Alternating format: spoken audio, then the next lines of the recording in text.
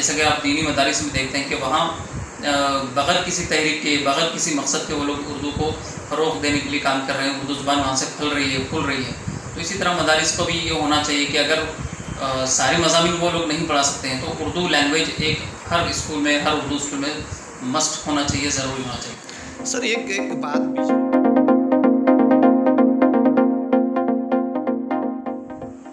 आज आपल्यासोबत महाराष्ट्र उर्दू अकॅडमीचे शोभ आसमी साहेब आहेत। उर्दू अकॅडमीमध्ये ते एक्झिक्युटिव्ह ऑफिसर म्हणून कार्यरत आहेत। तर आपण त्यांना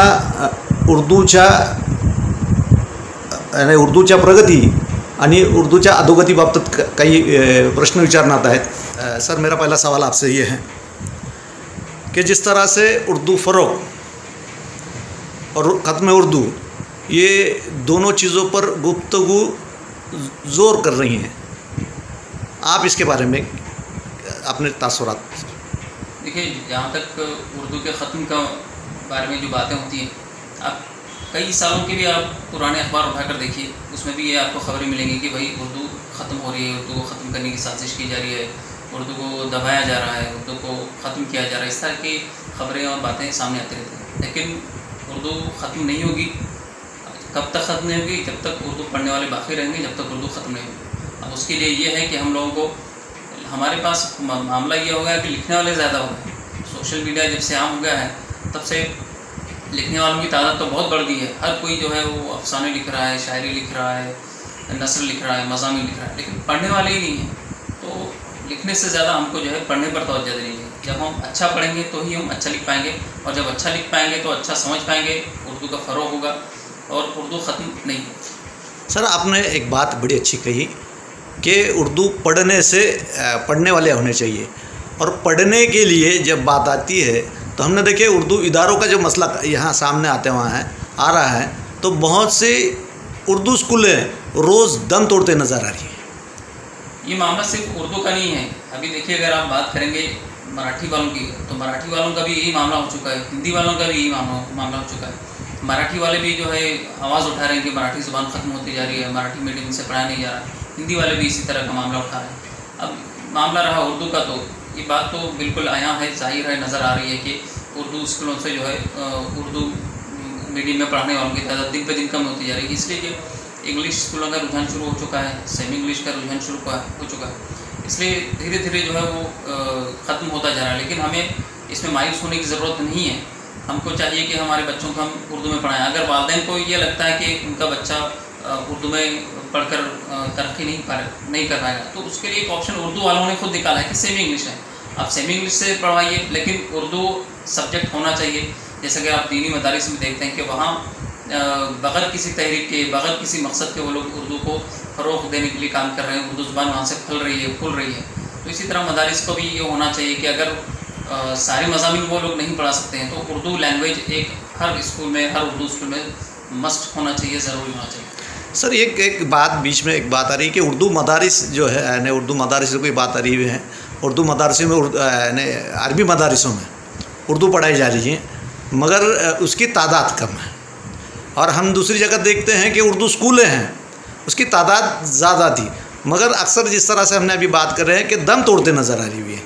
इसकी वजूहात जो हम अगर देखना चाहेंगे तो अक्सर पेरेंट्स में उर्दू के बारे में जो निगेटिव जो सोच है ये आ गई है। इसके बारे में आप क्या कहें?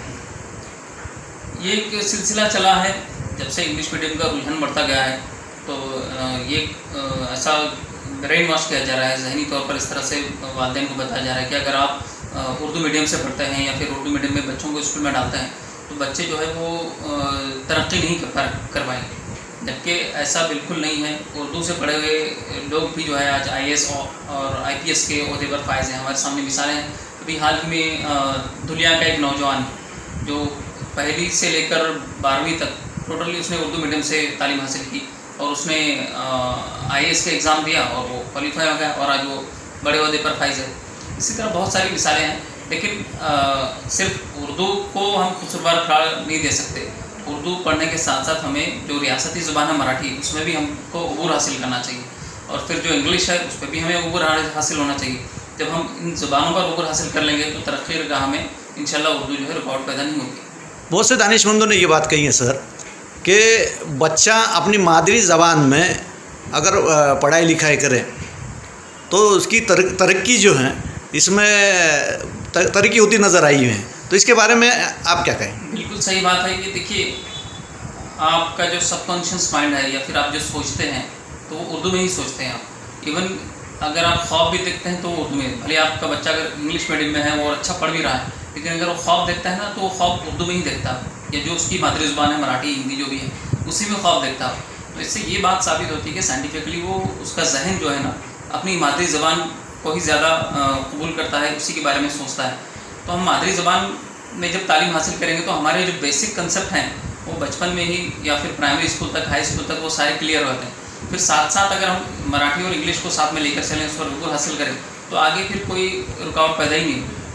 सर बात यहाँ एक ये भी आती है कि जिस तरह से समाज में एक निगेटिव अप्रोच जो आ रहे हुए हैं, खासकर पढ़ लिख कर क्या होगा, ये भी तो एक बहुत बड़ा पटका है उर्दू इसके लिए। देखिए, कुरान की सबसे पहली आयत है इक़रा बिस्मि रब्बिकल्लज़ी ख़लक़, यानी पढ़ो। अल्लाह ताला ने सबसे पहला जो लफ्ज़ नाजिल किया है वो पढ़ो। तो हमें पढ़ते रहना चाहिए मुसलसल। जब हम पढ़ते रहेंगे तो कोई रुकावट पैदा नहीं होगी। अब ये है कि क्या पढ़ना है, कहाँ पढ़ना है और कैसे पढ़ना है। तो उर्दू ज़ुबान को रुकावट ना समझा जाए, उसके साथ साथ दीगर लैंग्वेज पे हमें ऊपर हासिल करते हुए अगर हम तालीम हासिल करेंगे तो इंशाल्लाह कोई रुकावट पैदा नहीं। सर आखिर में ये सवाल है कि हम एकेडमी जो है आपकी उर्दू महाराष्ट्र उर्दू एकेडमी, इसके तरफ से उर्दू फ़रोग़ के लिए क्या कोशिशें हो रही हैं? महाराष्ट्र उर्दू अकेडमी रियासत भर में फ़रोग़ उर्दू के लिए मुसलसल कोशिश है और इसका एक GR है 5 अक्टूबर 2016 का। इस GR के तहत 12 स्कीमें तरतीब दी गई है महाराष्ट्र भर में उर्दू ज़ुबान के फ़रोग़ के लिए, जिसमें हम लोग मैगज़ीन शाये करवाते हैं उर्दू अकेडमी की जानिब से, मुशायरे होते हैं, ड्रामे होते हैं और फेस्टिवल्स होते हैं। उसके अलावा सेमिनार्स मुनक़्क़िद किए जाते हैं। साथ ही साथ जो लोग उर्दू ज़ुबान के फ़रोग़ के लिए नुमायाँ खिदमत अंजाम दे रहे हैं उनके लिए अकेडमी की जानिब से अवार्ड्स दिए जाते हैं।